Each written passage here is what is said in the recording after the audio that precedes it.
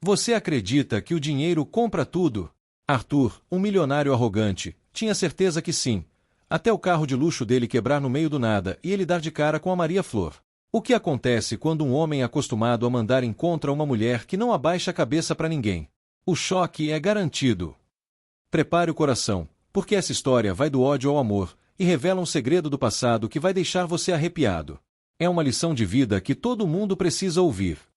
Antes de eu te contar como essa vaqueira derrubou as muralhas desse empresário, me diz aqui nos comentários, de qual cidade você está me assistindo? Quero mandar um abraço para sua terra. E já se inscreve no canal agora para não perder o final dessa história. Vamos lá! O ar-condicionado do carro importado estava ajustado para 18 graus, mas Arthur Bittencourt sentia o suor frio da impaciência escorrer por suas têmporas. Ele não era apenas um homem de negócios, ele era o homem de negócios. Aos 42 anos, Arthur havia construído um império imobiliário em São Paulo, derrubando o que fosse velho para erguer o novo. Para ele, o mundo era uma planilha de Excel, ou dava lucro, ou era descartado. Eu não quero saber se tem gente morando lá, Rogério. Arthur gritou ao telefone, sua voz ecoando no estofamento de couro creme. Aquele pedaço de terra no interior da Bahia é a chave para o Eco Resort. Ofereça o dobro. Se não aceitarem, descubra as dívidas deles e compre as notas promissórias. Ninguém diz não para Bittencourt Construtora. Arthur desligou o celular com força, jogando no banco do passageiro. Ele estava viajando sozinho, uma raridade. O motorista havia adoecido, e Arthur, em sua arrogância habitual, decidiu que dirigir até o interior profundo do sertão seria uma terapia para limpar a mente antes de fechar o maior contrato de sua vida. Ele queria ver a terra com os próprios olhos antes de passar o trator por cima. Mas o sertão, meus amigos, não obedece a GPS. Gatilho de retenção e CTA1, quebra de quarta parede. Você já conheceu alguém assim? Alguém que acha que o dinheiro compra até o ar que a gente respira? Se você conhece um Arthur na vida real, ou se já teve que lidar com a arrogância de quem se acha dono do mundo, clica no botão de curtir agora. Vamos ver quantas pessoas aqui valorizam a humildade de verdade. E se inscreva no canal, porque o tombo desse homem vai ser grande, e você não vai querer perder. A paisagem lá fora mudava. O asfalto liso deu lugar a buracos, e os buracos deram lugar a uma estrada de terra batida, vermelha como sangue seco. A poeira levantava, cobrindo o carro preto brilhante de Arthur com a maquiagem da caatinga. O sinal do GPS morreu 3 quilômetros atrás. Maldita roça, resmungou ele, afrouxando a gravata de seda italiana que custava mais do que a casa de muitas famílias daquela região. Como é que as pessoas vivem nesse fim de mundo? Foi nesse momento de desprezo que o destino, ou talvez Deus, para quem acredita que ele escreve certo por linhas tortas, resolveu intervir. Um estrondo seco. O carro de luxo, cheio de sensores e computadores, pendeu bruscamente para a direita. Arthur lutou com o volante, o coração disparando, até que o veículo parou em uma vala rasa, cercado por mandacarus. Silêncio. Um silêncio que Arthur não conhecia. Não havia buzinas, não havia sirenes, não havia notificações de e-mail. Apenas o som do vento assobiando entre os espinhos e o calor. Um calor que parecia ter peso físico. Ele saiu do carro, praguejando, e chutou o pneu furado. Ótimo! Perfeito! Gritou para o nada. Ei! Tem alguém aí? A única resposta foi o grito de um carcará no céu azul infinito. Arthur pegou o celular. Sem serviço. O pânico, uma emoção que ele costumava causar nos outros, agora começava a subir por sua própria garganta. Ele estava isolado, vestido com um terno de 3 peças, num calor de 38 graus, sem água e sem saber trocar um pneu. Ele andou por cerca de 20 minutos, o sapato social sendo castigado pelas pedras, até avistar uma porteira. Era velha, de madeira cinzenta, mas firme. Uma placa pintada à mão dizia, Fazenda Esperança, proibida a entrada de quem não tem paz no coração. Arthur riu com escárnio. Paz, eu quero é um guincho. Ao cruzar a porteira, ele viu. Não era uma mansão, nem um casebre caindo aos pedaços. Era uma casa de alpendre largo, caiada de branco, com janelas azuis e um jardim que desafiava a seca, explodindo em cores de buganvílias e jasmins. E lá, perto de um curral, estava ela. Maria Flor. Ela não viu Arthur imediatamente. Ela estava ocupada acalmando um cavalo arisco. Maria não usava roupas curtas ou maquiagem pesada. Ela vestia uma calça jeans gasta, uma camisa de algodão branca de mangas compridas para proteger do sol, e um chapéu de couro que parecia fazer parte de sua cabeça. Ela tinha 38 anos, mas seus olhos traziam a sabedoria de quem já viu muitas secas e muitas chuvas. Ela não era delicada como as mulheres da alta sociedade que Arthur namorava. Ela era forte. Seus braços eram firmes, suas mãos tinham calos de trabalho. Arthur, acostumado a entrar em qualquer lugar como se fosse o dono, pigarreou alto. Ei! Você aí! Onde eu consigo um telefone? Meu carro quebrou nessa estrada miserável que vocês chamam de rodovia. Maria Flor parou. Ela tocou o pescoço do cavalo, sussurrou algo no ouvido do animal e, lentamente, virou-se. O olhar dela bateu em Arthur com a força de uma tempestade. Não houve submissão. Não houve o brilho de interesse que ele costumava ver quando as mulheres notavam seu relógio de ouro ou sua postura de poder. Houve apenas uma análise fria e serena. Boa tarde para o senhor também, disse ela. A voz era melodiosa, com sotaque arrastado do sertão, mas firme como rocha. Aqui a gente costuma cumprimentar antes de pedir, moço. A pressa é inimiga da educação. Arthur sentiu o rosto queimar, e não era só pelo sol. Olha, minha senhora, eu não tenho tempo para lições de moral caipira. Eu sou o Arthur Bittencourt. Eu posso comprar essa fazenda inteira com o dinheiro que tenho na carteira agora. Eu preciso de um telefone e de um reboque. Pago o que for. Maria Flor sorriu. Mas não foi um sorriso de alegria. Foi um sorriso de quem vê uma criança birrenta fazendo escândalo. Ela caminhou até a cerca, apoiou os braços e olhou Arthur de cima a baixo, ignorando completamente o terno caro e focando na alma perturbada daquele homem. O dinheiro do senhor não tem valor aqui, seu Arthur, ela disse, pronunciando o nome dele como se fosse uma palavra estrangeira. O telefone fixo caiu com a chuva de ontem. O celular só pega na torre da cidade, a 30 quilômetros. E o único mecânico da região foi visitar a mãe em Juazeiro e só volta terça-feira. Arthur arregalou os olhos. Terça-feira. Hoje é sexta. O que você espera que eu faça?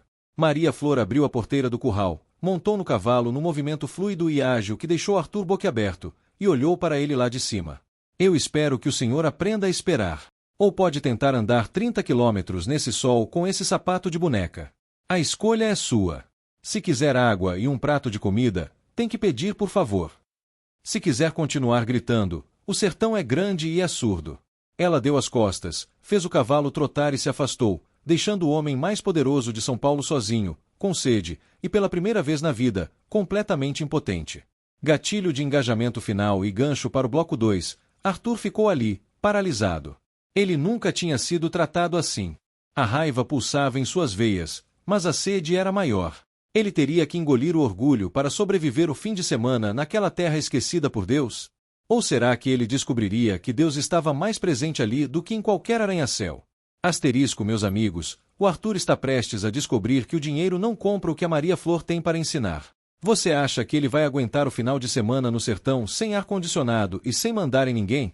Comente aqui embaixo. O Arthur vai sofrer ou o Arthur vai aprender? Quero saber a opinião de vocês. No próximo vídeo, Arthur tenta comprar o conforto na casa de Maria, mas acaba tendo que trabalhar para comer. E uma revelação do passado dele vai fazer você chorar. Se inscreva e ative o sininho, porque a parte 2 sai amanhã e você vai ver esse gigante de barro começar a rachar. Asterisco. O sol do sertão não pede licença, ele impõe sua presença. E Arthur Bittencourt, parado no meio do terreiro de terra batida, sentia cada raio como uma chicotada. A sede já não era um incômodo, era um desespero. Sua garganta estava seca como a poeira que cobria seus sapatos italianos de R$3.000. Ele olhou para casa novamente. Maria Flor havia desaparecido lá dentro. O orgulho de Arthur gritava: volte para o carro, tranque os vidros e espere.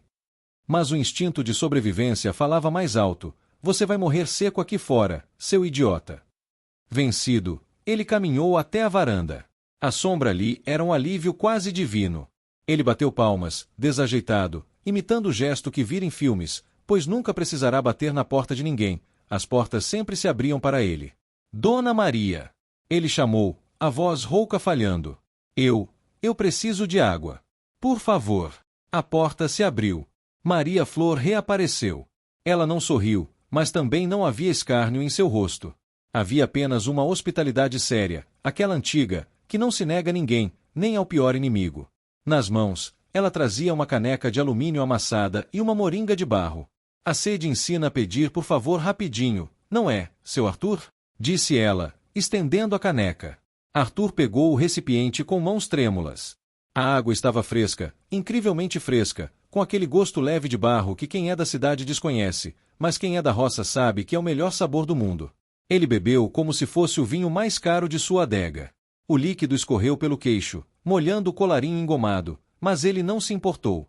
Obrigado, ele murmurou, devolvendo a caneca e imediatamente levando a mão ao bolso interno do paletó para pegar a carteira de couro. Quanto é? Eu pago pela água e pelo incômodo. Tenho dólares aqui, se preferir. Maria Flor endureceu o olhar. O ar na varanda ficou pesado. Guarde esse dinheiro, moço. A voz dela saiu baixa, mas cortante. Aqui na Fazenda Esperança a gente não vende água. Água é presente de Deus. Tentar pagar por ela é uma ofensa ao Criador e a mim. Se o senhor acha que tudo tem preço, está mais pobre do que imagina. Gatilho de retenção e CTA 2, valores morais. Pare um pouco e pense, quantas vezes a gente vê gente rica de dinheiro, mas miserável de espírito? A Maria Flor acabou de dar uma lição que faculdade nenhuma ensina. Se você concorda que educação e humildade vêm de berço e não da conta bancária, deixe seu like agora.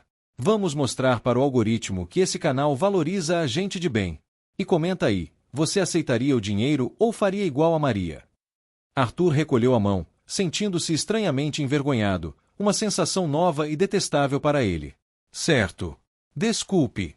Eu preciso de um lugar para ficar até terça-feira. Se não posso pagar, o que a senhora quer? Eu não quero nada, respondeu ela, voltando a se ocupar com uma bacia de feijão de corda que estava debulhando. Mas aqui não é hotel. Quem come, trabalha. Quem dorme, ajuda. O senhor tem mãos fortes. Se quiser jantar e ter onde deitar, vai ter que merecer. Arthur soltou uma risada nervosa, incrédula. Trabalhar? A senhora sabe quanto vale a minha hora de trabalho?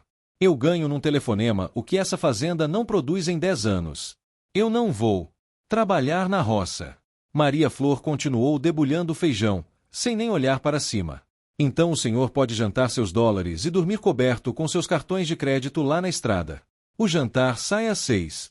Se quiser comer, tem lenha para cortar nos fundos. O machado está no cepo. Ela entrou na casa, deixando Arthur sozinho novamente. A fome começou a roncar no estômago dele, competindo com a raiva. Ele olhou para o carro abandonado na estrada, depois para os fundos da casa. Cortar lenha. Ele, Arthur Bittencourt, o homem que tinha manicures semanais. Bufando de ódio, ele tirou o paletó de linho e o jogou sobre uma cadeira de balanço. Desabotoou os punhos da camisa, dobrou as mangas até os cotovelos e caminhou até os fundos. Lá estava o cepo de madeira e um machado pesado, com cabo de madeira polida pelo uso. Havia uma pilha de troncos secos de algaroba ao lado. Isso é ridículo, resmungou. Ele pegou o machado. Era pesado. O primeiro golpe foi um desastre. A lâmina nem tocou a madeira, bateu no chão, vibrando o cabo e machucando suas mãos macias. Droga! Arthur tentou de novo. E de novo. O suor começou a encharcar a camisa branca. O cabelo impecável grudou na testa. A cada golpe errado, sua fúria aumentava, mas também sua determinação teimosa. Ele imaginava que cada tronco era um concorrente, ou talvez, a cara serena de Maria Flor. Meia hora depois, ele tinha conseguido rachar apenas 5 troncos, mas parecia ter corrido uma maratona. Suas mãos ardiam, vermelhas e com início de bolhas. A respiração estava ofegante. Maria Flor apareceu na porta dos fundos. Ela segurava uma bacia de água e uma toalha limpa. Ela observou a pequena pilha de lenha e o estado deplorável do empresário. Por um segundo, Arthur achou que ela fosse zombar, mas ela apenas assentiu. Tá mal cortado, mas o fogo não liga para beleza, liga para queima. Disse ela. Lave o rosto e as mãos. A comida está na mesa. Arthur lavou-se ali mesmo, na bacia de Ágata. A água fria no rosto quente foi o melhor alívio de sua vida. Quando entrou na cozinha, o cheiro o atingiu. Não era trufa negra, nem filé mignon. Era cheiro de cuscuz de milho fumegante, carne de sol acebolada frita na manteiga de garrafa, queijo coalho assado e café fresco coado no pano. A cozinha era simples, chão de cimento queimado, um fogão a lenha crepitando, com a lenha que ele, supostamente, ajudou a repor, embora soubesse que a pilha dele mal dava para 10 minutos, e uma mesa grande de madeira maciça. Sentado à mesa estava um senhor de idade, com a pele enrugada como maracujá de gaveta, e um menino de uns 10 anos, com olhos vivos e curiosos. Esse é meu pai, seu Zé, e meu sobrinho, Tico, apresentou Maria. Esse é o Arthur. O carro dele quebrou. Boa noite, disse o velho Zé, com a voz trêmula.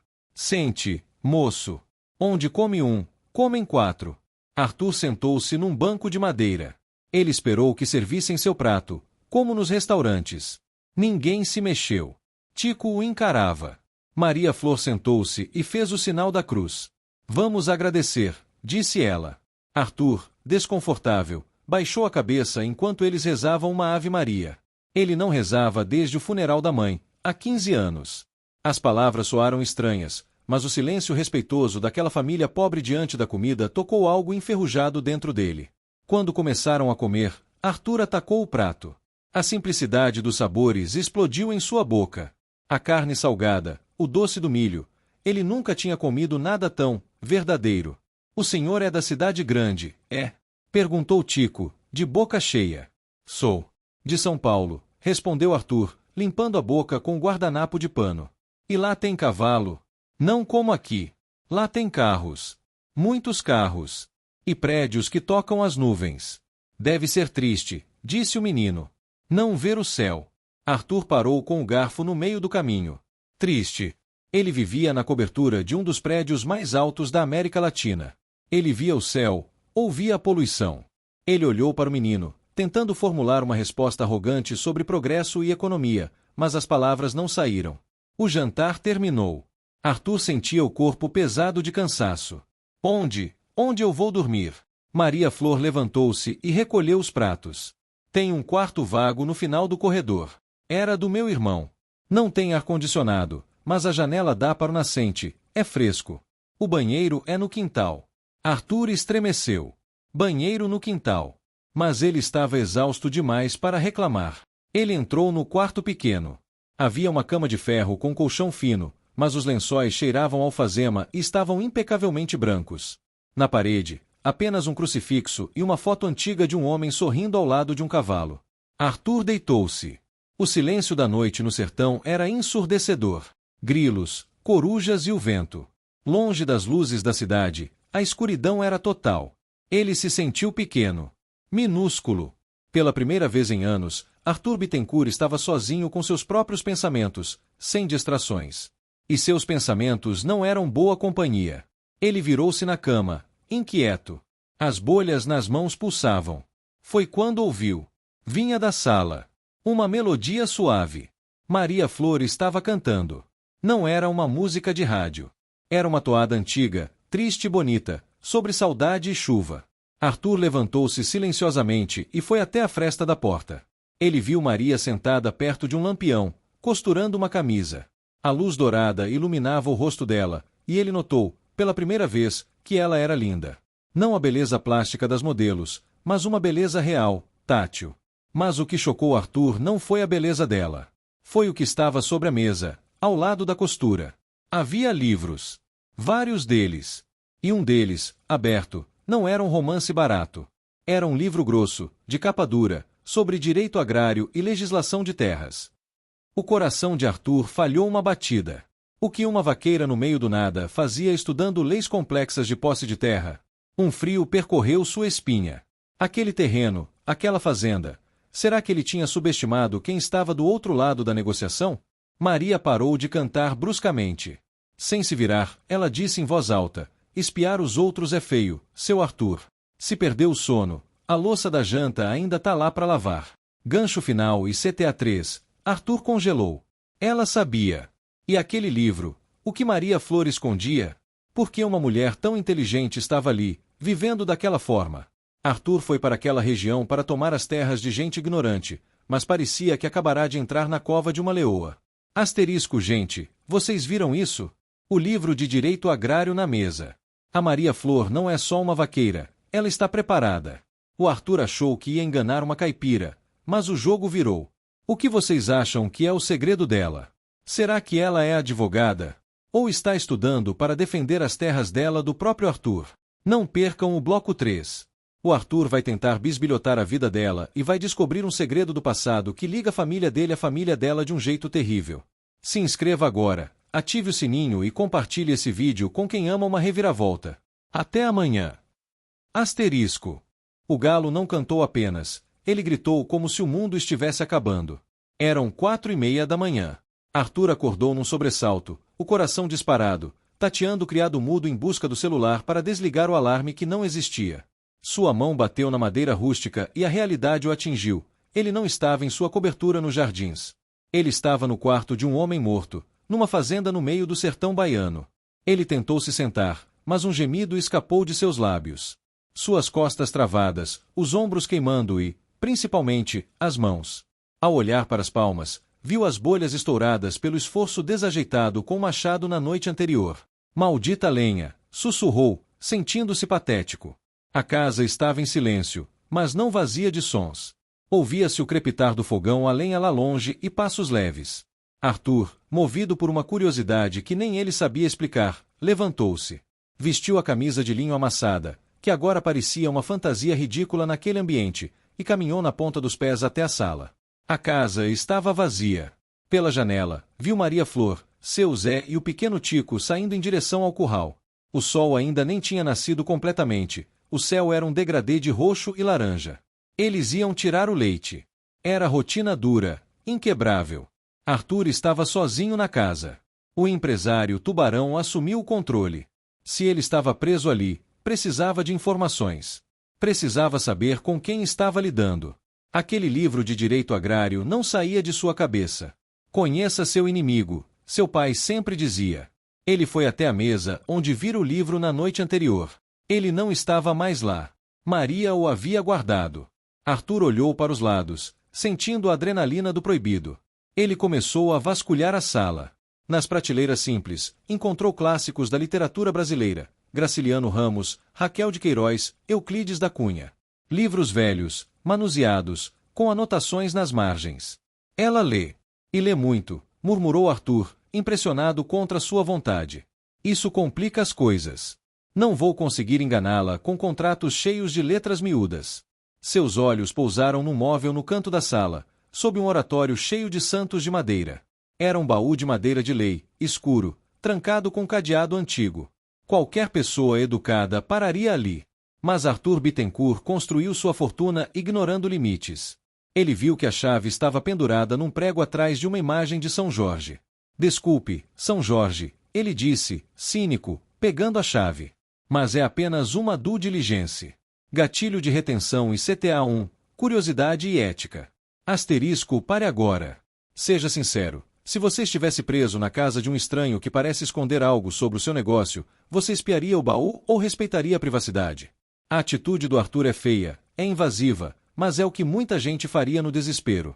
O que você vai ver dentro desse baú vai mudar a história toda. Se você acha que o Arthur está cavando a própria cova, já clica no like. E comenta, não abre, Arthur, ou abre logo. Asterisco. O cadeado cedeu com um clique seco. Arthur levantou a tampa pesada. Cheiro de cânfora e papel velho subiu no ar. Dentro, não havia ouro nem joias. Havia a história de uma vida. Roupas de bebê, um vestido de noiva amarelado e pilhas de documentos. Arthur começou a folhear os papéis, procurando escrituras da terra, dívidas, qualquer coisa que pudesse usar como alavanca para forçar a venda da fazenda. Encontrou certidões de nascimento. Maria Flor de Alencar, nascida em 1987. Encontrou fotos. Maria jovem, sorrindo, montada num cavalo, ao lado de um rapaz bonito, o irmão falecido, provavelmente. Mas, no fundo do baú, havia uma pasta preta. Arthur a puxou. Ao abri-la, seu sangue gelou. A primeira coisa que viu foi um recorte de jornal, datado de 1998. A manchete dizia: conflito de terras termina em tragédia, incêndio criminoso destrói plantação e mata lavrador no sertão. Arthur leu a reportagem com as mãos trêmulas. O incêndio fora causado por grileiros que tentavam forçar a saída de pequenos produtores para a construção de uma represa privada. O nome da fazenda: Fazenda Esperança. O nome do lavrador morto: Antônio de Alencar. O marido de Maria Flor? Não, pelas datas, era o irmão mais velho dela. Ou talvez o noivo. Mas o pior não foi o recorte. Foi o documento grampeado atrás dele. Era uma carta timbrada. O papel era de alta qualidade, a logomarca em relevo dourado ainda brilhava, irônica, no meio daquela papelada velha. O logotipo era um B estilizado, cercado por uma torre. Bittencourt Construtora e Incorporadora. A carta era uma notificação extrajudicial de desocupação, datada de 2 semanas antes do incêndio. A assinatura no final era inconfundível.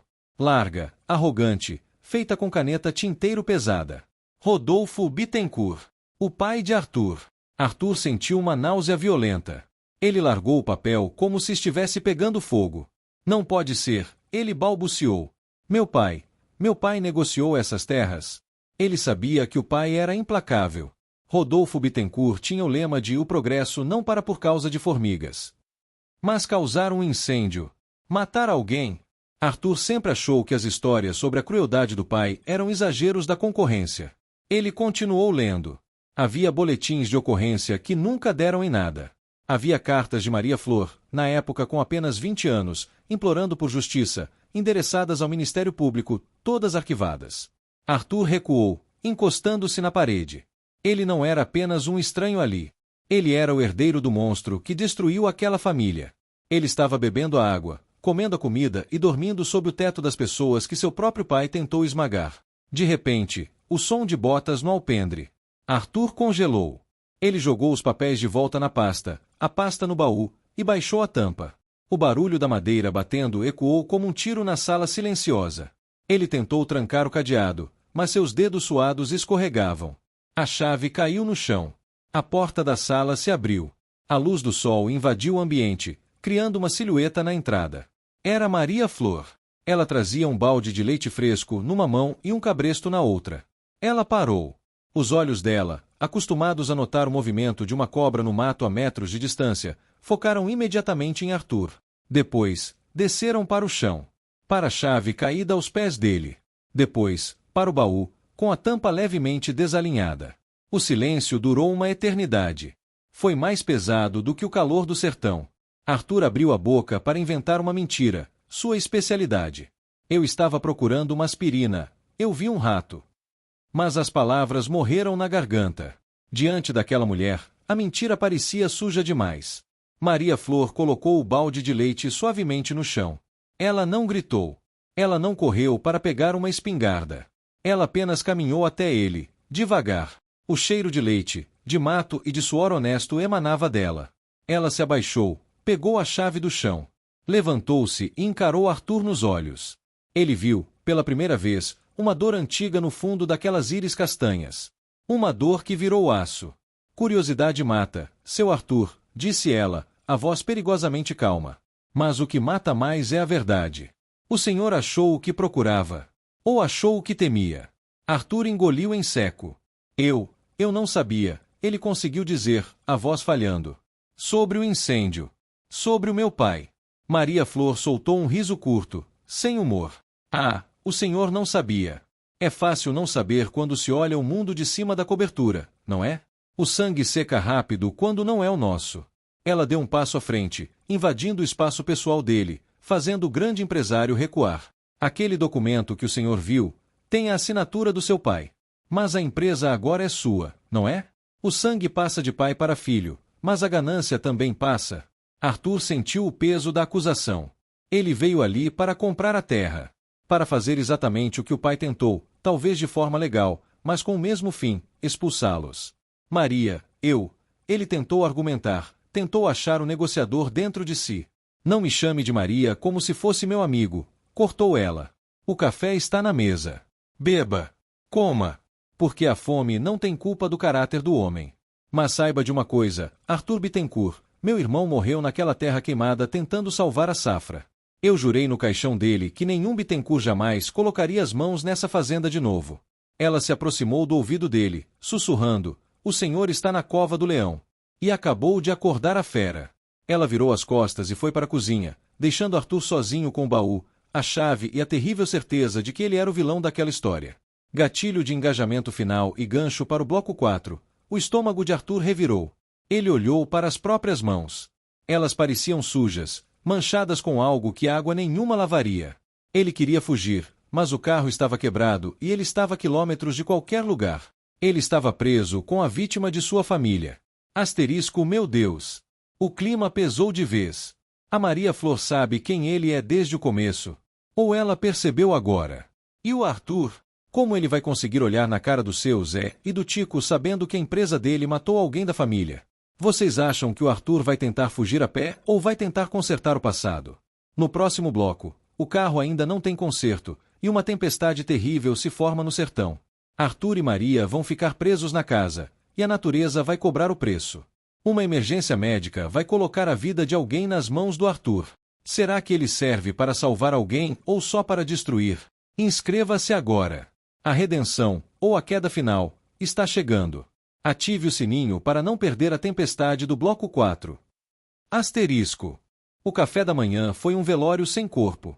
O silêncio na cozinha era quebrado apenas pelo som de Tico raspando a colher no prato de cuscuz. Arthur não conseguia comer. O segredo que ele descobrira no baú, que seu pai, e consequentemente sua herança, eram responsáveis pela desgraça daquela família, formava um nó em sua garganta que nem a água fresca da moringa conseguia desatar. Maria Flor não olhava para ele. Ela servia o pai, seu Zé, com uma delicadeza que contrastava com a frieza de aço que dedicava a Arthur. Seu Zé, no entanto, parecia alheio à guerra silenciosa que travava ali. Ele estava pálido, a mão esquerda tremendo levemente enquanto segurava a xícara. Vai chover, murmurou o velho, olhando para a janela. O joelho tá doendo. É chuva de lavar a alma. Arthur olhou para fora. O céu azul infinito do sertão estava sendo engolido por nuvens negras, pesadas, que avançavam como um exército. O vento mudou. O cheiro de poeira seca deu lugar ao cheiro de terra molhada, o famoso cheiro de chuva que, na cidade, é abafado pelo asfalto, mas ali era um perfume inebriante. Tico, recolha as cabras, ordenou Maria, a voz tensa. Pai, o senhor fica quieto aí. Essa pressão não tá boa hoje. Que nada, filha. Tenho que ver a cerca do pasto 2. Seu Zé tentou levantar, mas cambaleou. Arthur, num reflexo, esticou o braço para ampará-lo, mas Maria foi mais rápida, segurando o pai com firmeza. Não toque nele, ela sibilou, baixo o suficiente para o pai não ouvir, mas alto o suficiente para chicotear a consciência de Arthur. Arthur recolheu a mão, sentindo-se um leproso. Ele se levantou. Eu vou ficar no quarto. Não quero atrapalhar. Ele se retirou, humilhado. Deitou-se na cama estreita, ouvindo o vento começar a uivar lá fora.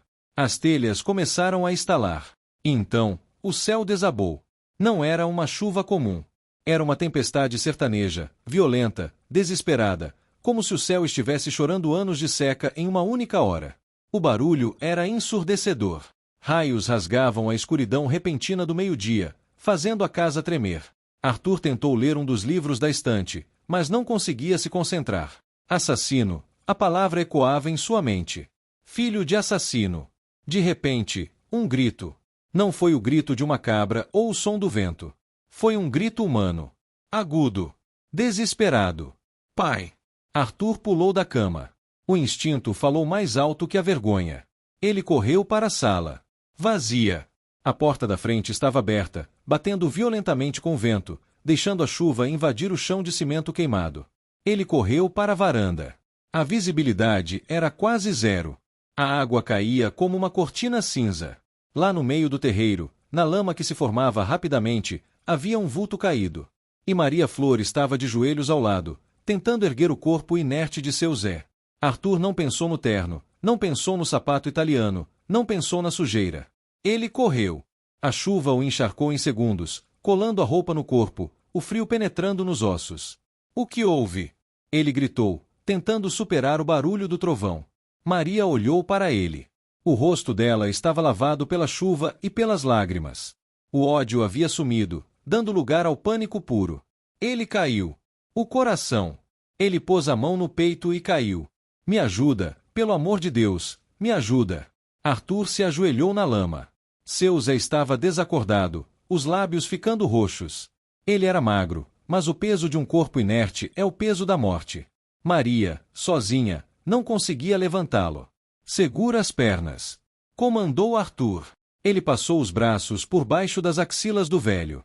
No 3. 1, 2, 3. Eles ergueram seu Zé. Arthur sentiu as costas reclamarem, mas ignorou a dor. Eles correram, escorregando na lama, lutando contra o vento que parecia querer empurrá-los de volta. Entraram na sala e depositaram o velho no sofá. Pai! Pai! Maria dava tapinhas no rosto dele. Nada. Ela encostou o ouvido no peito dele. Tá batendo fraco. Muito fraco. Ele precisa de um médico. Agora. Arthur olhou para a tempestade lá fora. A ambulância. O telefone não funciona. A estrada vai virar um rio em meia hora. Gritou Maria.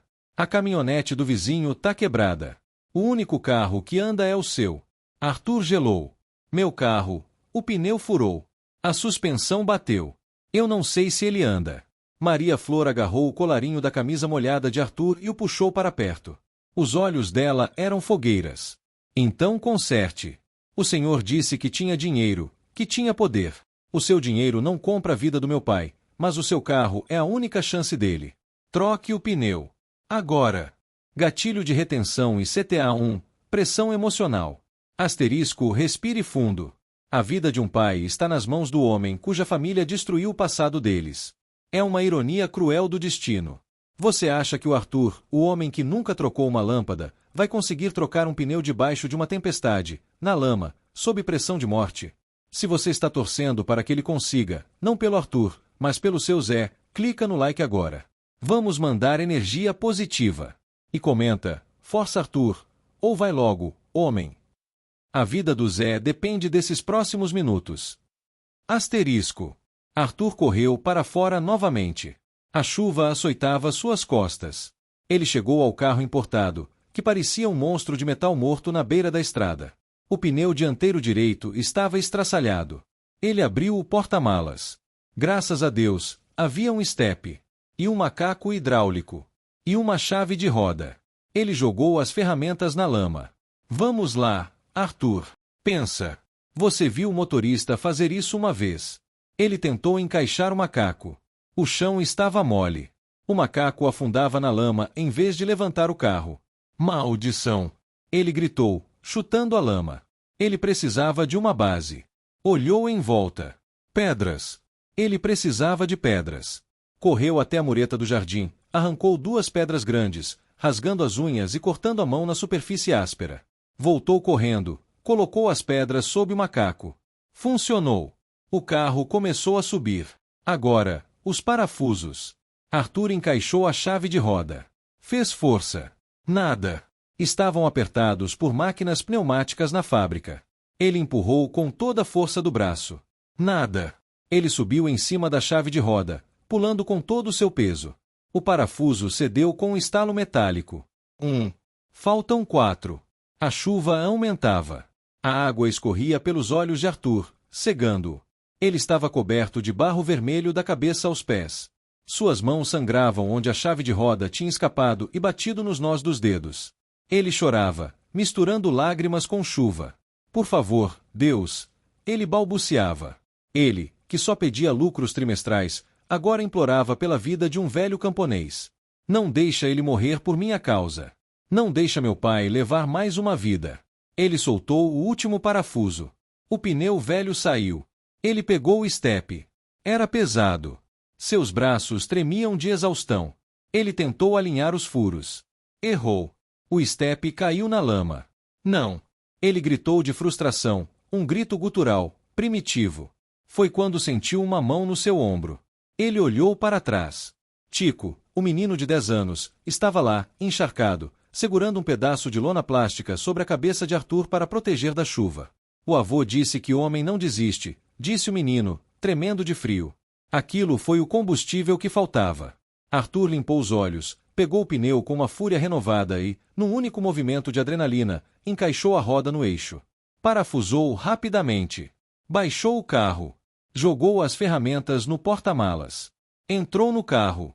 Estava imundo, molhando o couro bege italiano de lama vermelha. Girou a chave. O motor V6 rugiu. O painel acendeu como uma árvore de Natal, cheio de avisos de erro de suspensão, mas o motor estava vivo. Ele deu ré até a porta da casa, patinando na lama. Maria já estava na porta, carregando seu Zé com uma força que só o desespero dá. Arthur desceu e ajudou a colocar o velho no banco de trás. Maria entrou junto, segurando a cabeça do pai no colo. Tico pulou no banco da frente. O hospital fica em Riachão, gritou Maria. São 30 quilômetros de estrada de terra. Com essa chuva, vai estar um sabão. Se o senhor atolar esse carro, meu pai morre. Arthur segurou o volante. Suas mãos tremiam, sujas de sangue e barro. Ele olhou pelo retrovisor e viu os olhos de Maria. Não havia mais ódio. Havia medo e esperança. E a esperança estava depositada nele. Segurem-se, disse Arthur. Ele acelerou. O carro sambou na lama. A traseira derrapou perigosamente para a vala. Arthur corrigiu o volante, lembrando das poucas aulas de direção defensiva que fizera por obrigação da seguradora. Não freie bruscamente. Acelere na saída da curva. Sinta o carro. Eles avançaram na escuridão da tempestade. O limpador de para-brisa na velocidade máxima mal dava conta da água. A cada curva, a morte espreitava na valeta. A cada solavanco, seu Zé gemia de dor.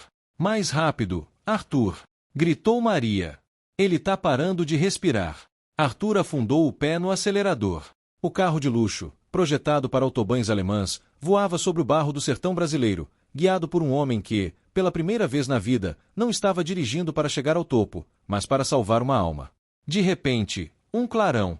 Um raio atingiu uma árvore velha a 50 metros à frente. A árvore estalou e começou a cair, lentamente, bloqueando a estrada. Cuidado! Gritou Tico. Arthur não podia frear. Se freasse, deslizaria e bateriam. Se continuasse, a árvore esmagaria o teto.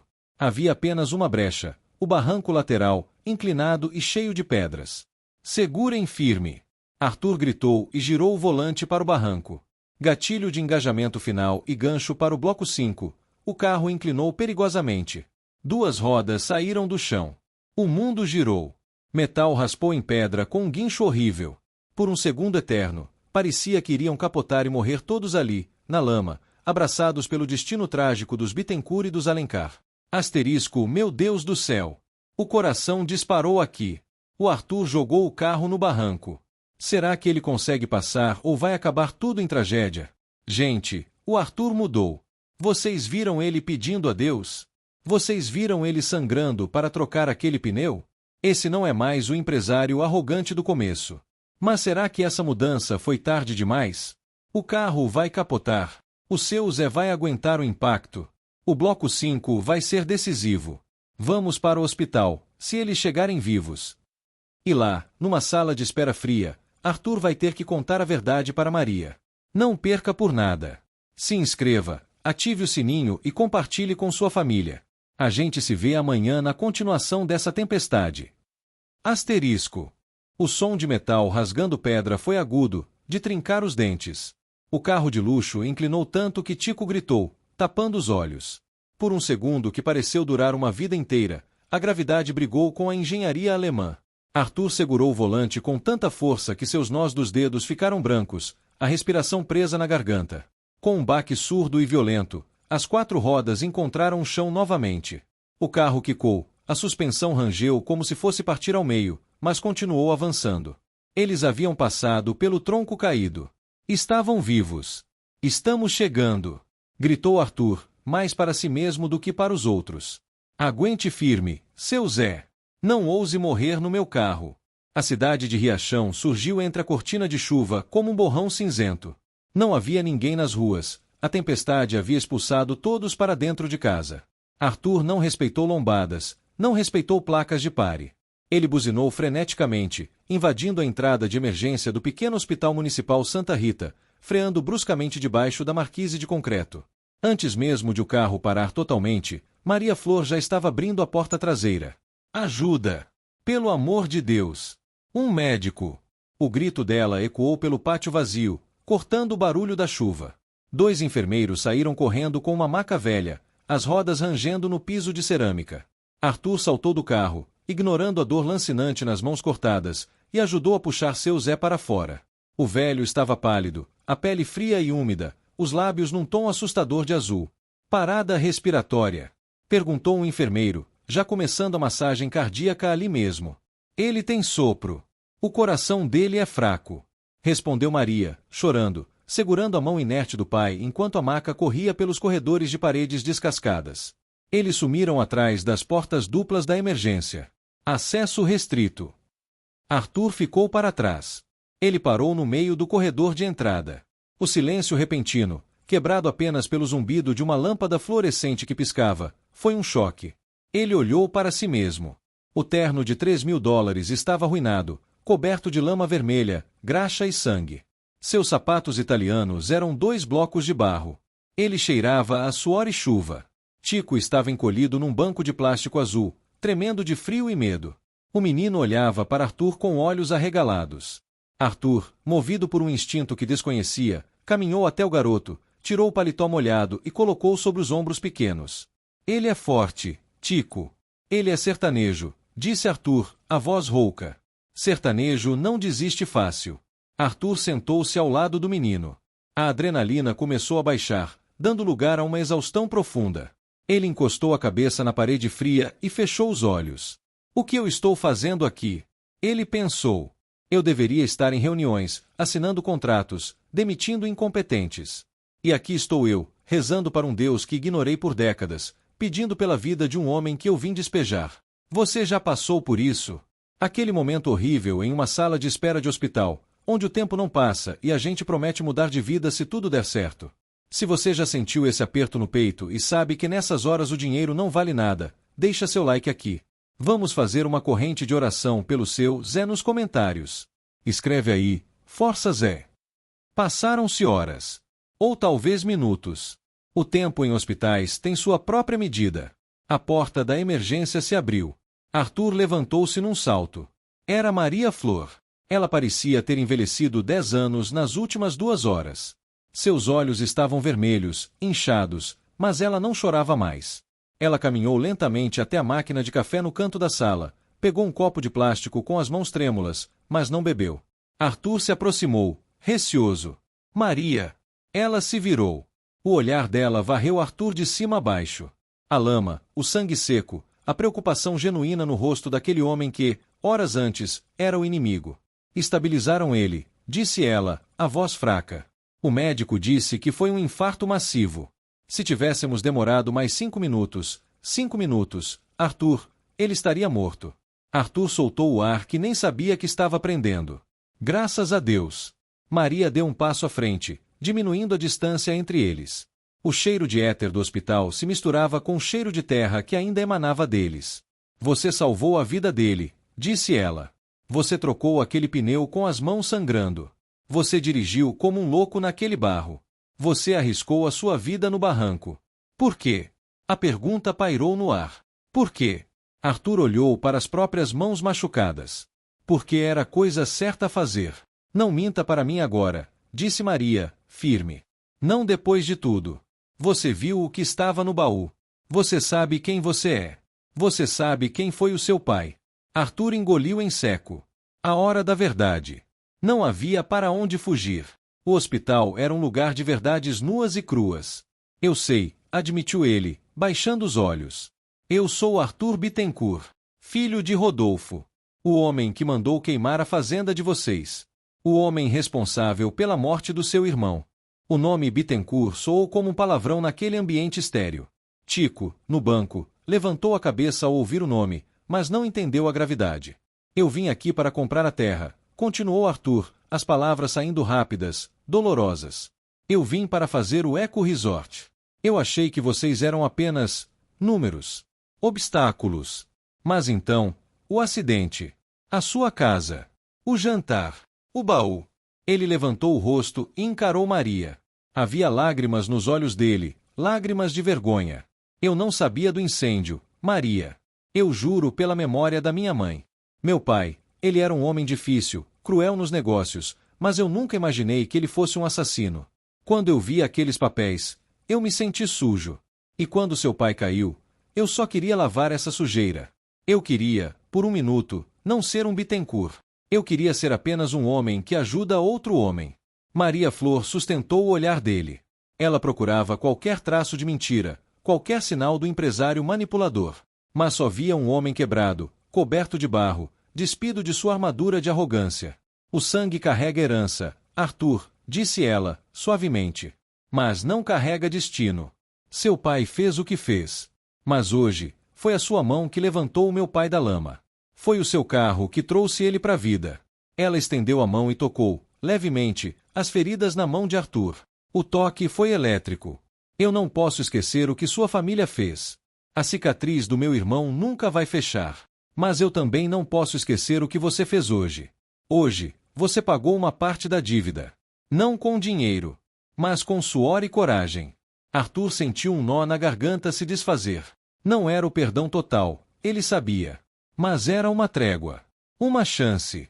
Parentes de José de Alencar. Uma voz grossa interrompeu o momento. Um médico, vestindo um jaleco verde claro, aproximou-se. Ele tinha uma expressão grave, cansada. Maria se afastou de Arthur imediatamente. Sou eu, doutor. A filha. Como ele está? O médico suspirou, tirando os óculos e esfregando os olhos. Minha filha, nós estabilizamos o quadro agudo. O coração voltou ao ritmo. O dano foi extenso. O músculo cardíaco está muito fraco. O equipamento que temos aqui em Riachão é básico. Ele precisa de uma cirurgia de revascularização urgente e de uma UTI equipada para o pós-operatório. Então faça, doutor, suplicou Maria. Nós não fazemos isso aqui. Ele precisa ser transferido para a capital, para Salvador. E aí temos um problema. A estrada está bloqueada pela chuva e pelas árvores caídas.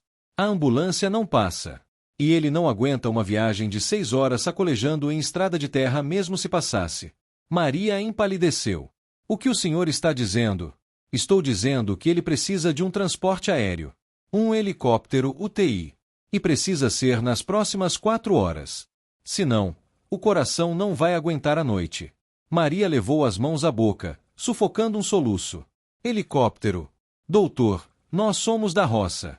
Nós não temos dinheiro nem para o ônibus, quanto mais para um helicóptero. O SUS demora dias para liberar um transporte desses. O médico balançou a cabeça, impotente. Eu sinto muito.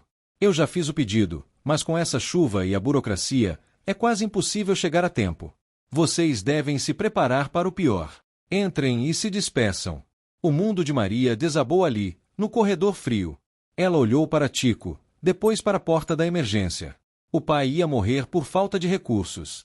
A mesma pobreza que os condenou à vida toda ia levar o patriarca agora. Mas Arthur Bittencourt estava ali. E ele estava ouvindo. O empresário dentro dele acordou. Mas dessa vez, não para lucrar. Ele tirou o celular do bolso. Ainda sem sinal. Doutor, a voz de Arthur soou diferente. Era a voz de comando, a voz que fazia salas de reuniões tremerem em São Paulo. O senhor tem um telefone fixo que funcione nessa espelunca? O médico franziu a testa, ofendido. Quem é o senhor? Eu sou o homem que vai trazer esse helicóptero. Agora, me leve a um telefone. Maria olhou para Arthur, os olhos arregalados de espanto e esperança. Arthur, isso custa uma fortuna. Arthur parou na porta do consultório médico e olhou para trás. Ele estava sujo, despenteado, mas nunca parecerá tão poderoso. Maria, a Bittencourt Construtora tem uma frota aérea. E eu sou o dono. Ninguém morre hoje por falta de dinheiro. Não enquanto eu estiver aqui.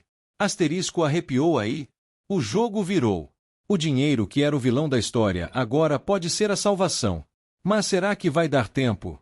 A tempestade lá fora ainda está rugindo e helicópteros não voam em qualquer tempo.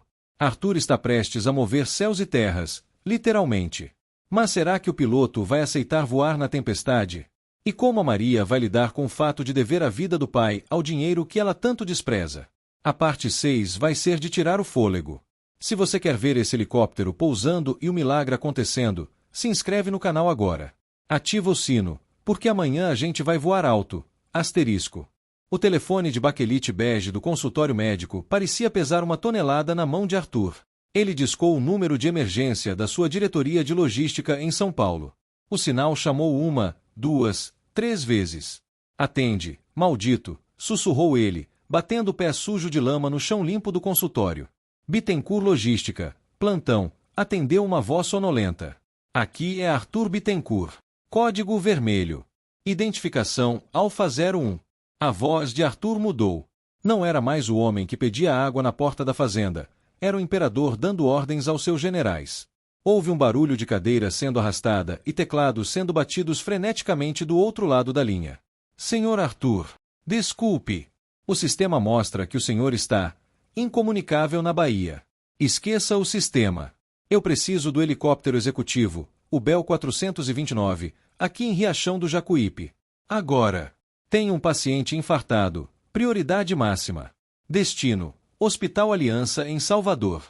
Senhor. A voz do atendente tremeu. Estamos monitorando a meteorologia. Tem uma frente fria estacionada sobre o recôncavo. Teto baixo, ventos de 60 nós. Nenhum piloto vai decolar nessas condições. É suicídio. A ANAC nem autorizaria. Arthur fechou os olhos. Ele podia sentir Maria Flor parada na porta, observando. A vida do pai dela dependia da capacidade dele de dobrar o impossível. Eu não estou pedindo autorização, estou dando uma ordem de proprietário. Ligue para o comandante Ribeiro. Diga a ele que eu estou a bordo. Diga a ele que pago R$100 mil de bônus por esse voo. E diga que se ele não vier, a Bittencourt Aviação fecha amanhã e todo mundo vai para a rua. Entendeu? Sim, senhor. Vou tentar o contato. Arthur bateu o telefone no gancho com violência. Ele se virou. Maria estava pálida, abraçada a Tico. Ela ouviu os valores. R$100 mil. O preço de uma vida. O preço que eles jamais poderiam pagar em 10 encarnações de trabalho na roça. Eles vêm? Perguntou ela, a voz sumindo. O Ribeiro é o melhor piloto do Brasil. Ele serviu na Força Aérea. Ele vem, garantiu Arthur, embora seu estômago estivesse gelado. Vamos preparar o seu pai. A espera foi torturante. Cada minuto que passava era um pedaço da vida de seu Zé que ia embora. O velho respirava com dificuldade, ligado a monitores que apitavam ritmicamente, como uma bomba-relógio. Arthur ficou na janela, olhando para o céu cinzento e chuvoso, rezando para ouvir o som de rotores.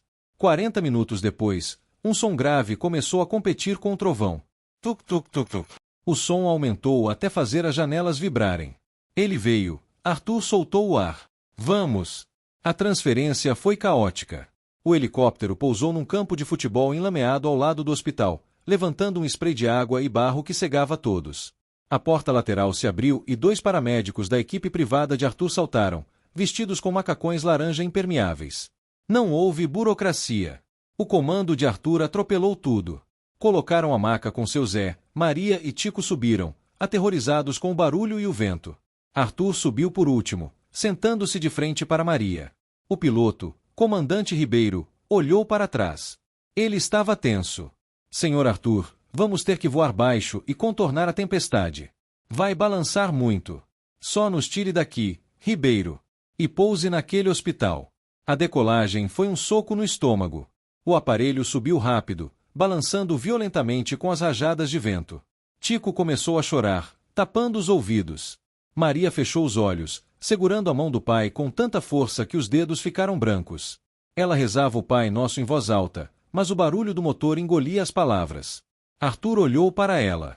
Aquela mulher forte, que enfrentava seca, gado brabo e grileiros, estava apavorada diante da tecnologia e da fúria dos céus. De repente, o helicóptero despencou num vácuo de ar. Foi uma queda livre de 2 segundos que fez o estômago de todos subir à boca. O alarme de altitude soou na cabine. Maria gritou. Arthur, num impulso, soltou o cinto de segurança do seu assento, inclinou-se para frente e segurou as mãos de Maria. Olha para mim. Ele gritou, sobrepondo-se ao ruído. Olha para mim, Maria. Ela abriu os olhos, cheios de lágrimas. Nós vamos cair. Deus está punindo a gente. Ninguém vai cair. Arthur apertou as mãos dela. As mãos dele, calejadas pelo machado e machucadas pela troca de pneu, envolveram as mãos calejadas dela. O Ribeiro sabe o que faz. Eu estou aqui. Eu não vou deixar nada acontecer com vocês. Confia em mim. Maria olhou fundo nos olhos daquele homem. Ali, suspenso a 1000 metros do chão, dentro de uma máquina de milhões de dólares sacudida por uma tempestade, a barreira entre os dois se rompeu definitivamente. Ela não viu o sobrenome Bittencourt. Ela viu um protetor. Asterisco, você teria coragem de entrar nesse helicóptero? O amor de uma filha pelo pai supera qualquer medo, né? Mas e o Arthur? Ele podia ter ficado em terra, seguro, mas foi junto. Isso é liderança ou é amor nascendo? Se você acha que nessas horas de perigo é que a gente conhece quem está do nosso lado de verdade, deixa seu like. E comenta, o Arthur está fazendo isso por culpa ou porque está se apaixonando? Quero saber a teoria de vocês. Asterisco. A viagem durou 45 minutos eternos. Mas à medida que se aproximavam do litoral, a chuva diminuiu. As nuvens se abriram levemente, revelando as luzes da cidade de Salvador lá embaixo. Quando o heliponto do Hospital Aliança apareceu, iluminado como um farol, Maria soltou o ar e chorou de alívio. O pouso foi suave. Uma equipe médica de elite, avisada pelo rádio, já esperava na pista. Tudo aconteceu muito rápido. Levaram seu Zé. Maria tentou correr atrás, mas uma enfermeira a segurou. A senhora precisa fazer a ficha na recepção. Ele vai direto para o centro cirúrgico. Está nas melhores mãos da Bahia. O Dr. Sampaio é especialista nisso. Maria ficou parada no corredor branco, asséptico, brilhante. O contraste com a casa de taipa, com o chão de terra, com o hospitalzinho do interior era brutal. Ela se sentiu pequena, deslocada, suja de lama num templo de vidro e aço. Arthur parou ao lado dela. Ele também estava sujo, mas ele caminhava ali como se fosse dono do lugar, e talvez fosse acionista, ela não sabia. Eles vão cuidar de tudo, disse Arthur. Vem. Você e o Tico precisam comer e tomar um banho. Tem um quarto reservado para vocês aqui no hospital mesmo, na ala de acompanhantes VIP. Maria se virou para ele. A adrenalina passará. Agora, restava a realidade. Quanto vai custar isso, Arthur? Perguntou ela, séria. O helicóptero. O médico especialista. O quarto VIP. Eu vi o hospital. Isso aqui é coisa de rico. Eu vou ter que vender a fazenda para pagar, não vou? É isso que você queria? Criar uma dívida impagável para ficar com a terra? Arthur sentiu a bofetada das palavras. Doeu mais do que se fosse física. Mesmo depois de tudo, a desconfiança persistia. E ele não podia culpá-la. Era assim que o mundo dele funcionava. Favores eram investimentos. Ele pegou a carteira, tirou um cartão magnético de acesso e colocou na mão dela. Não custa nada, Maria. Tudo tem um preço, retrucou ela. Você disse isso lá na fazenda. Eu pago o que for. O preço já foi pago, disse Arthur, a voz embargada. Foi pago há 30 anos, quando meu pai destruiu a vida da sua família. Isso não é favor. É reparação. É o mínimo. A fazenda é sua. A vida do seu pai é sua. Eu não quero a terra. Eu só quero que ele sobreviva. Maria olhou para o cartão na mão, depois para Arthur. Ela viu a verdade nos olhos dele. E viu também outra coisa, solidão. Um homem cercado de poder, capaz de convocar helicópteros, mas desesperadamente necessitado de fazer algo humano, algo real. Obrigada, ela sussurrou. Mas você não vai embora, vai? Arthur hesitou. Ele devia ir. Ele tinha uma empresa para gerir, uma vida para retomar. Mas a ideia de voltar para sua cobertura vazia parecia insuportável agora. Eu vou ficar até ele sair da cirurgia. Eles se sentaram na sala de espera luxuosa. Arthur pediu comida. Tico adormeceu no sofá de couro, exausto. O silêncio entre eles não era mais pesado. Era um silêncio compartilhado. 2 horas se passaram. O celular de Arthur, que ele havia carregado numa tomada do corredor, tocou. Era uma videochamada. Rogério, VP Financeiro. Arthur atendeu, afastando-se um pouco. Fala, Rogério. Arthur, onde você está, cara? O conselho está louco. Gritou Rogério do outro lado da tela. Detectamos uma movimentação financeira absurda na conta da empresa. 100 mil para um piloto. Fretamento de emergência. E tem um boato de que você cancelou a compra das terras na Bahia. Arthur, o projeto do Eco Resort é o carro-chefe do ano. As ações vão despencar se você não explicar o que está acontecendo. Arthur olhou para Maria, que cochilava sentada, a cabeça encostada na parede, segurando o terço. Ele olhou para as próprias mãos, ainda com vestígios de terra sob as unhas. Rogério, disse Arthur, calmamente.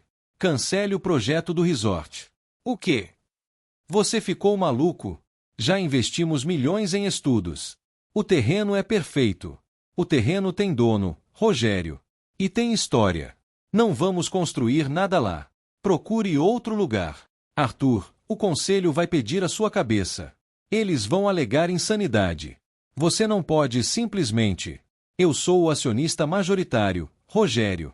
Eu faço o que eu quiser. E se alguém do conselho chiar, mande falar comigo. Eu estou ocupado salvando uma vida, algo que vocês engravatados deviam tentar fazer um dia. Ele desligou na cara do VP. Mas ele sabia que Rogério estava certo. O mundo dos negócios não perdoa sentimentalismo. Ao salvar seu Zé, Arthur acabará de declarar guerra contra seus próprios sócios. A porta do centro cirúrgico se abriu. O doutor Sampaio saiu, tirando a máscara. Maria acordou no mesmo instante, levantando-se num pulo. Arthur se aproximou, o coração na boca. E então, doutor? Perguntou Arthur, colocando a mão no ombro de Maria para dar apoio. O médico suspirou, a expressão ilegível. Foi uma cirurgia muito complicada. O coração dele estava mais danificado do que pensávamos. Nós fizemos 3 pontes de safena e reparamos a válvula. Ele está vivo? Perguntou Maria, as lágrimas já correndo. Ele está vivo, disse o médico, e um sorriso cansado apareceu. O coração dele é forte, teimoso, igual ao povo dessa terra. Ele está na UTI, sedado, mas estável. Se passar as próximas 24 horas sem intercorrências, ele vai viver muitos anos ainda. Maria soltou um grito de alegria abafado e, sem pensar, virou-se e abraçou Arthur. Foi um abraço apertado, cheio de alívio, de gratidão, de vida. Arthur ficou rígido por um segundo, surpreso, mas depois, fechou os braços em volta dela. Ele sentiu o cheiro de chuva e de flores do campo que ela trazia nos cabelos. Pela primeira vez em anos, ele se sentiu em casa. Mas o momento foi interrompido. 2 homens de terno preto entraram na sala de espera. Eles não pareciam médicos. Eles tinham a postura rígida de seguranças ou advogados corporativos. Senhor Arthur Bittencourt? Perguntou um deles. Arthur soltou Maria, o encanto se quebrando. O mundo real tinha chegado rápido demais. Sou eu. O Conselho de Administração enviou uma notificação de emergência. O senhor está sendo convocado para uma reunião extraordinária amanhã cedo. A sanidade mental do senhor está sendo questionada devido às recentes decisões financeiras. Eles querem afastar o senhor da presidência imediatamente. Maria olhou para Arthur, assustada. O que está acontecendo, Arthur? Eles vão te tirar a empresa. Por causa da gente. Arthur olhou para os homens, depois para Maria. Ele sorriu. Um sorriso verdadeiro, desafiador. Deixa eles tentarem. Asterisco gente. O Arthur sacrificou tudo. Ele salvou o pai dela, mas agora pode perder o império que construiu. O conselho quer declarar ele louco por ter ajudado pobres com o dinheiro da empresa. Isso é revoltante, mas é assim que o sistema funciona. E agora? O Arthur vai voltar para São Paulo para brigar pelos seus bilhões ou vai ficar no hospital com a mulher que está mudando o coração dele? A parte 7 vai ser guerra no tribunal e amor na UTI. O passado do pai do Arthur ainda tem uma última carta na manga que pode separar ele da Maria para sempre. Vocês não podem perder. Se inscreva e ative o sino, porque a batalha final está começando. Asterisco. Os 2 homens de terno preto pareciam corvos no corredor branco do hospital. Um deles, um advogado sênior da empresa chamado Dr. Jatobá, estendeu uma pasta de couro fina para Arthur. Arthur, sejamos práticos, disse Jatobá, com aquela voz mansa de quem está prestes a apunhalar alguém. O conselho entende que você está sob estresse emocional. O acidente, o isolamento no sertão. Assine este afastamento temporário por motivos médicos. Nós assumimos o controle da crise, abafamos o caso do helicóptero e, em 6 meses, você volta como presidente do conselho. Sem danos à sua imagem. Arthur olhou para o documento. Era uma rendição. Era admitir que salvar uma vida humana era um ato de loucura. Maria Flor observava a cena, abraçada a Tico. Ela não entendia os termos jurídicos, fiduciary duty, compliance, mas entendia a linguagem corporal. Aqueles homens eram hienas cercando um leão ferido. Arthur pegou a pasta. Ele sentiu o peso do papel. Anos de trabalho. O legado que ele construiu para provar ao pai morto que era melhor que ele. Se ele assinasse, manteria sua fortuna, seu status e seus apartamentos em Paris e Nova York. Se recusasse, seria guerra. Ele olhou para Maria. Ela estava com o rosto lavado, os cabelos presos num coque frouxo, vestindo uma roupa emprestada pelo serviço social do hospital. Ela não tinha diamantes, não tinha ações na bolsa. Mas ela tinha uma dignidade que nenhum daqueles advogados jamais teria. Arthur fechou a pasta com um estalo seco. Jatobá, você sabe por que eu sou o CEO e você é apenas o advogado? Arthur, por favor, não complique, porque eu vejo o valor onde vocês só veem preço. Arthur devolveu a pasta, empurrando-a contra o peito do advogado. Diga ao conselho que não haverá afastamento. Diga que eu convoco uma Assembleia Geral para segunda-feira. E diga que se tentarem me derrubar antes disso, eu vou vazar para a imprensa todos os balancetes fiscais duvidosos que meu pai mantinha e que o Conselho acobertou por anos. Os advogados empalideceram. A ameaça era nuclear. Você não faria isso, sibilou Jatobá. Você afundaria junto. Testem-me, desafiou Arthur. Agora saiam da minha frente. Este é um hospital, não uma sala de reuniões. Tenham respeito pelos doentes. Os corvos recuaram, murmurando ameaças, e desapareceram no elevador. Arthur soltou o ar, os ombros caindo. A adrenalina sumiu, deixando apenas o cansaço. Maria se aproximou devagar. Você acabou de comprar uma briga de cachorro grande, não foi? Perguntou ela. Eles vão vir atrás de você com tudo. Deixa virem. Arthur sorriu, mas o sorriso não chegou aos olhos. Eu passei a vida brigando por dinheiro. É bom brigar por algo que vale a pena, pela primeira vez. Por quê, Arthur? Maria tocou o braço dele.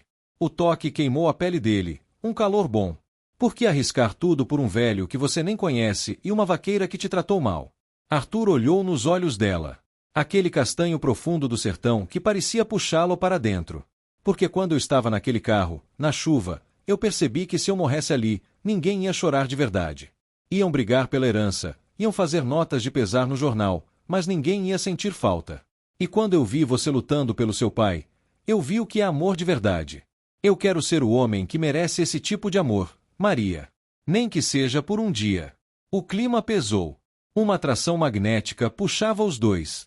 Maria, que passou anos fechada para o amor depois da morte do noivo no incêndio, o segredo que ela ainda guardava, sentiu o muro do seu coração rachar. Você é um homem complicado, Arthur Bittencourt, sussurrou ela. E você é uma mulher perigosa, Maria Flor, respondeu ele. Eles estavam a centímetros de distância. Arthur podia sentir a respiração dela. Ele inclinou a cabeça levemente. Bip, bip, bip. O celular de Arthur vibrou no bolso, quebrando o encanto como um vidro estilhaçado. Ele recuou, pigarreando. Maria desviou o olhar, o rosto corado. Arthur pegou o celular. Era uma mensagem de Rogério, o VP financeiro. Mas não era um texto comum. Era um arquivo PDF com a legenda: leia antes de fazer mais alguma besteira. Isso vai enterrar você. Só um minuto, disse Arthur, a voz tensa. Ele se afastou para o final do corredor, perto da janela que dava para a cidade chuvosa de Salvador. Abriu o arquivo. Era uma cópia digitalizada de uma escritura antiga, datada de 1995. Ao ler, o sangue de Arthur gelou nas veias. O chão pareceu sumir sob seus pés. O documento detalhava a compra original da Fazenda Esperança. Não a compra que Arthur tentava fazer agora, mas uma transação feita há 30 anos. Segundo o papel, a terra já pertencia à construtora Bittencourt. O pai de Arthur, Rodolfo, havia forjado uma compra usando um documento falso com a impressão digital de um avô de Maria, um homem que era analfabeto e cego. Rodolfo havia comprado a fazenda por preço de banana, mas nunca tomou posse oficial para evitar impostos, deixando a família elencar lá como caseiros sem saberem de nada.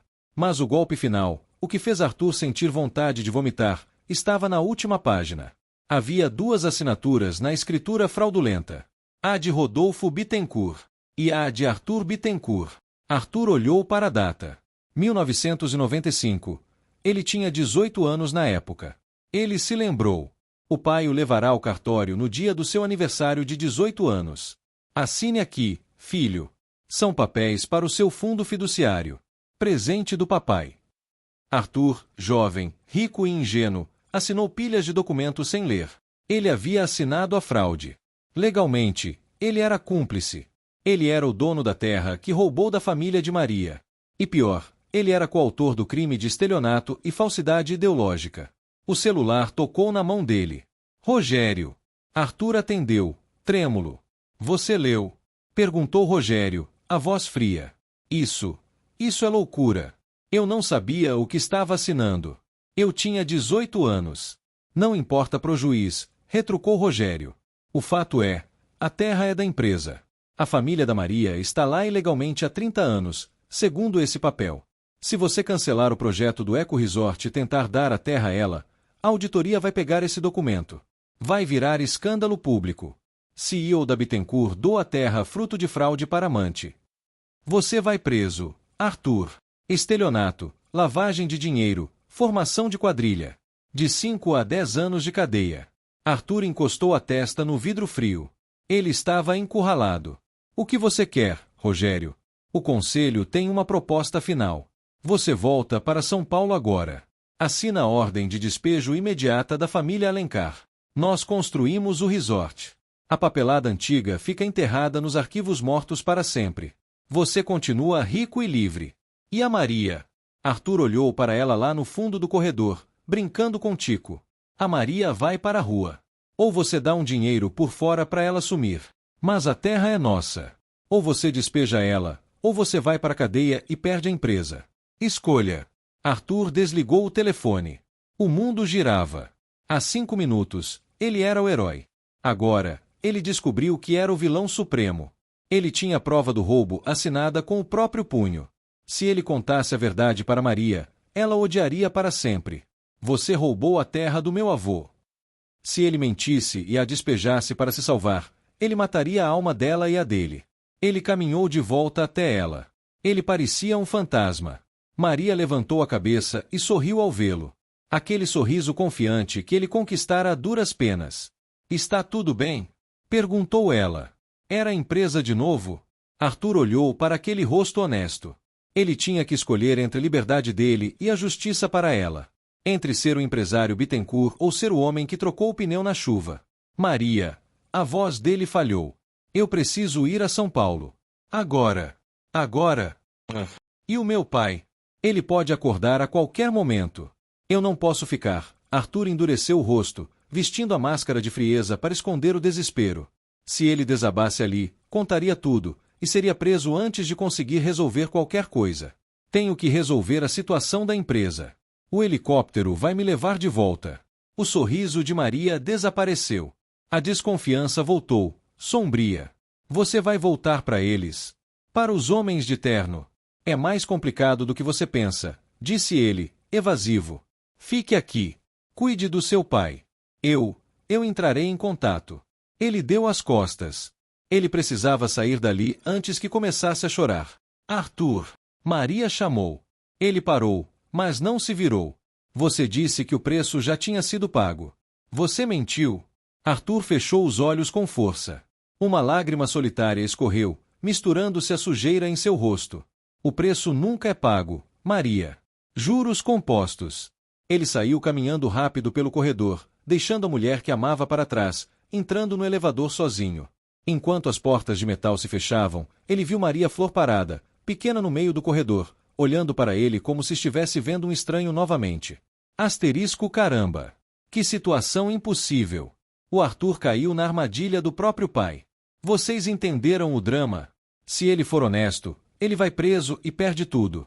Se ele for esperto, ele destrói a vida da Maria. O que você faria no lugar dele? Escolheria a cadeia pela verdade ou trairia o amor para ficar livre? É uma escolha cruel. Comenta aqui embaixo, #Arthur preso ou #Arthur livre. Mas calma, a história não acabou. Arthur está voltando para São Paulo com um plano suicida. Ele não vai se render tão fácil. O último bloco vai ser o confronto final na sala da presidência. E a Maria? Ela não é mulher de ficar esperando.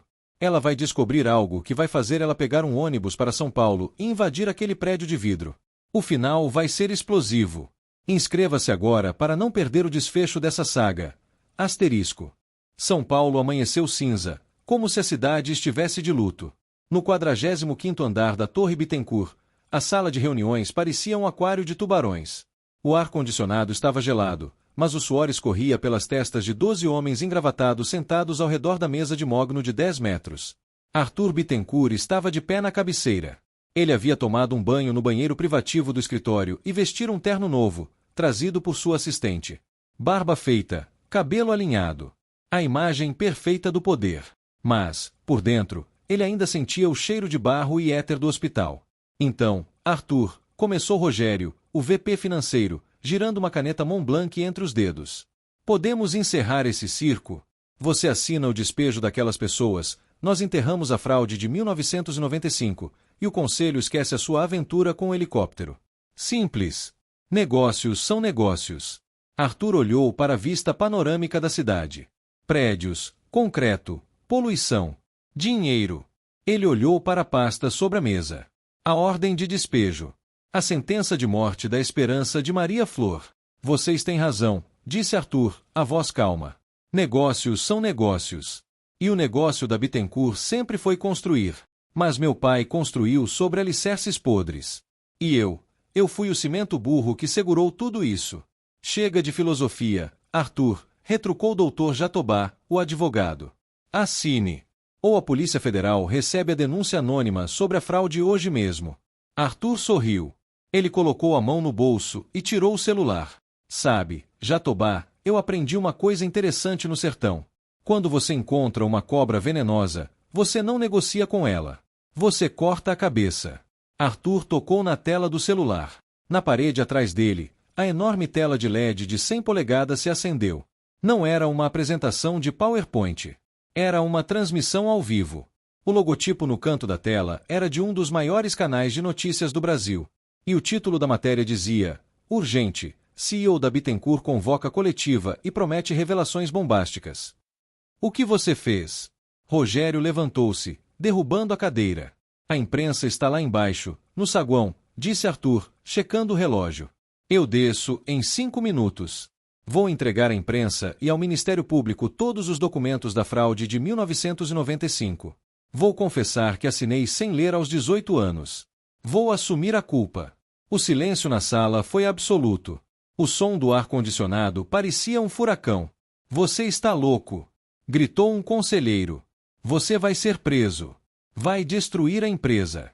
Nossas ações vão virar pó. Exatamente, Arthur continuou, implacável.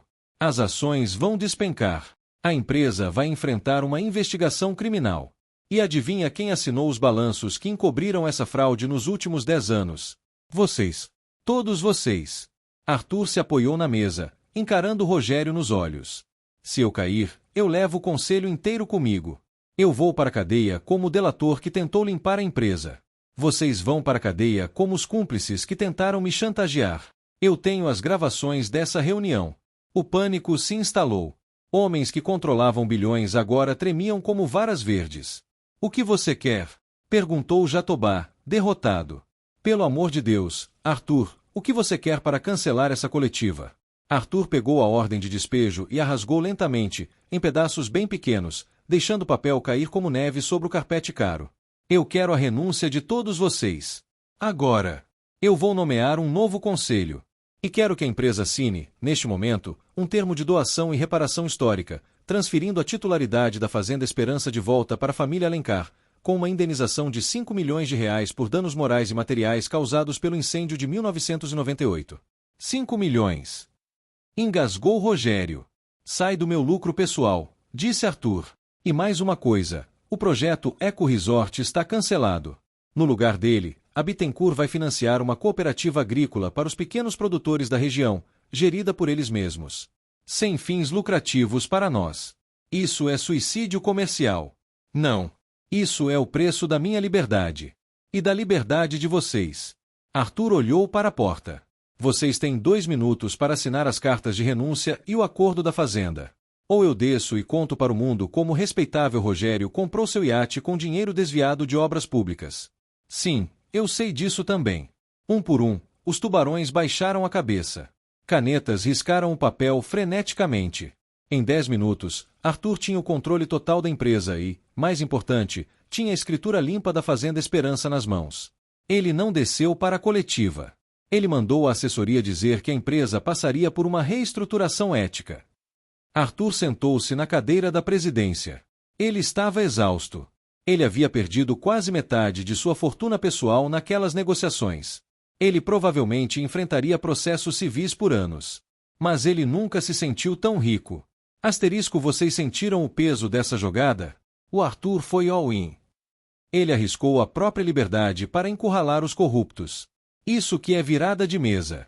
Quem aí bateria palmas para ele agora? Mas espera. A Maria não sabe de nada disso. Ela ainda acha que ele fugiu. O dinheiro e a escritura não valem nada se ele não tiver com quem compartilhar. Como será que ela vai reagir quando souber que ele não a abandonou, mas foi lutar por ela na Cova dos Leões, 3 dias depois. Salvador, Bahia. Seuza estava sentado na cama do hospital, reclamando da comida sem sal. Isso aqui tem gosto de papelão molhado, minha filha. Eu quero um pedaço de carne de sol. Maria Flor sorriu, cortando uma maçã para ele. O senhor trate de comer o papelão. O doutor disse que seu coração tá novo, mas precisa de cuidado. Nada de sal, nada de gordura. Ela tentava parecer alegre, mas seus olhos estavam fundos. 3 dias sem notícias. Arthur sumira. O celular dele dava caixa postal. Ela vira notícias na TV sobre uma crise na construtora Bittencourt, ações caindo, diretores demitidos. Ela achou que ele tinha escolhido o dinheiro e agora estava pagando o preço. Aquele moço, o Arthur, começou seu Zé. Ele não ligou mais. Não, pai. Maria olhou para a janela, onde a chuva finalmente parara e o sol brilhava sobre a Baía de Todos os Santos. Gente rica é assim. Eles vêm, bagunçam a vida da gente, fazem promessas e somem quando o calo aperta. Foi melhor assim. Não sei não. O velho balançou a cabeça. Eu vi o jeito que ele te olhava. E vi o jeito que ele segurou a chave de roda. Aquele homem tinha dor na alma, Flor. E quem tem dor, não esquece quem ajudou a curar. Alguém bateu na porta do quarto. Com licença. Maria congelou. A faca escorregou de sua mão e caiu no prato com um estalo. Arthur estava parado na porta. Ele não usava terno. Vestia uma calça jeans, uma camisa de linho branca simples e botas. Parecia mais jovem, mais leve. Mas parecia receoso. Posso entrar? Perguntou ele. Tico, que estava desenhando no canto do quarto, correu e abraçou as pernas de Arthur. Tio Arthur, você voltou. O vovô tá vivo. Arthur afagou a cabeça do menino, sorrindo, mas seus olhos buscavam Maria. Ela se levantou, cruzando os braços. A postura de defesa. A vaqueira protegendo seu território. Você demorou, disse ela, seca. Achei que tinha ido contar seu dinheiro. Arthur entrou e fechou a porta. Ele tirou um envelope pardo debaixo do braço. Eu fui resolver uma dívida antiga, Maria. Ele estendeu o envelope para ela. Maria pegou, desconfiada. Abriu. Eram papéis oficiais. Escritura pública. Título de posse definitiva. Fazenda Esperança. Proprietário, José de Alencar e herdeiros. E junto, um comprovante de depósito bancário. Uma indenização milionária. As mãos de Maria tremeram. Ela leu e releu. O que é isso? A voz dela falhou. Você nos deu a terra. Eu não dei nada, disse Arthur, aproximando-se. Eu devolvi. Essa terra sempre foi de vocês. Meu pai roubou. Eu descobri que eu, sem saber, ajudei. Então eu fui lá e desfiz. Maria olhou para ele, atordoada. E a empresa? E o resort? Não tem resort. Vai ter uma cooperativa. Vocês vão mandar na terra de vocês. Eu limpei o conselho. Mandei embora os urubus. Me custou caro, quase perdi a presidência, mas... a casa está limpa. Lágrimas grossas começaram a rolar pelo rosto de Maria. Ela olhou para o pai, que sorria banguela na cama, segurando a escritura como se fosse um troféu. Você fez isso tudo, em 3 dias? Perguntou ela. Por nós. Arthur deu mais um passo. Agora estavam frente a frente. Não foi só por justiça, Maria. Foi por egoísmo. Egoísmo? É. Porque eu não conseguia dormir pensando que você ia me odiar. Eu não conseguia imaginar minha vida naquela cobertura fria sabendo que a mulher mais incrível que eu já conheci estava aqui, achando que eu era um monstro. Ele tocou o rosto dela, limpando uma lágrima com o polegar. A pele dela era quente, viva. Eu posso ter perdido milhões essa semana, Maria Flor. Mas eu vim aqui perguntar se eu ganhei alguma coisa. Maria não respondeu com palavras. O tempo das palavras tinha acabado. Ela se lançou nos braços dele, beijando com a força de uma represa que se rompe. Não foi um beijo de novela, técnico e frio. Foi um beijo de sertão, intenso, sedento, verdadeiro. Arthur a ergueu do chão, girando-a no ar, enquanto Tico pulava e gritava de alegria e seu Zé batia palmas, rindo. Quando se separaram, sem fôlego, Arthur encostou a testa na dela. Eu não sei ser vaqueiro, sussurrou ele. Sou péssimo com machado. E meu carro não serve para estrada de terra. A gente ensina, riu Maria, com os olhos brilhando. Mas você vai ter que aprender a pedir por favor e a comer cuscuz todo dia. Eu acho que consigo me acostumar, sorriu Arthur. Epílogo. 6 meses depois. A Fazenda Esperança estava irreconhecível. A chuva tinha transformado o marrom em verde esmeralda. Onde antes havia medo de despejo, agora havia uma placa nova: Cooperativa Agrícola Esperança, Parceira Bittencourt Sustentabilidade. No alpendre da casa caiada de branco, o cheiro de café fresco perfumava a tarde. Arthur estava sentado na rede, com um laptop no colo, fazendo uma videoconferência com o Japão. Ele usava jeans e pés descalços. Sim, senhores, o lucro é importante, mas o impacto social é a prioridade. Se não concordam, busquem outra construtora. Ele fechou o laptop com um sorriso satisfeito. Maria Flor apareceu na porta, trazendo uma bandeja com bolo de milho. Ela estava radiante. A tristeza antiga tinha sumido de seus olhos. Trabalhando muito, seu Arthur? O suficiente para pagar a ração das cabras, brincou ele, puxando-a para a rede. Eles se balançaram devagar, ouvindo o som dos pássaros e o grito de Tico correndo atrás de um bezerro no pasto. Seu Zé cochilava na cadeira de balanço ao lado, em paz. Arthur olhou para o horizonte. Ele ainda ia a São Paulo 2 vezes por mês. Ainda era um empresário poderoso. Mas agora, ele sabia onde era seu verdadeiro lar. Não era na cobertura do Plex. Era ali, onde o sinal de celular era ruim, mas a conexão com a vida era perfeita. Sabe de uma coisa? Disse Arthur, beijando a mão calejada de Maria. O quê?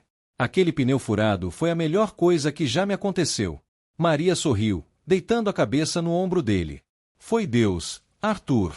Deus escreve certo por linhas tortas.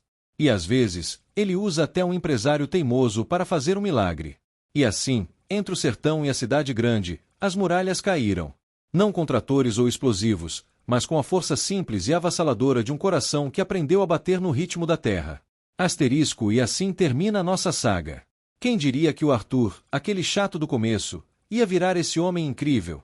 Essa história nos ensina que nunca é tarde para mudar, que a honestidade tem um preço alto mas vale a pena, e que o amor floresce até na terra mais seca. Se você chorou, sorriu ou se emocionou com a jornada da Maria Flor e do Arthur, por favor, deixe seu like e compartilhe esse vídeo. Mande para aquela pessoa que precisa acreditar que o mundo ainda tem jeito.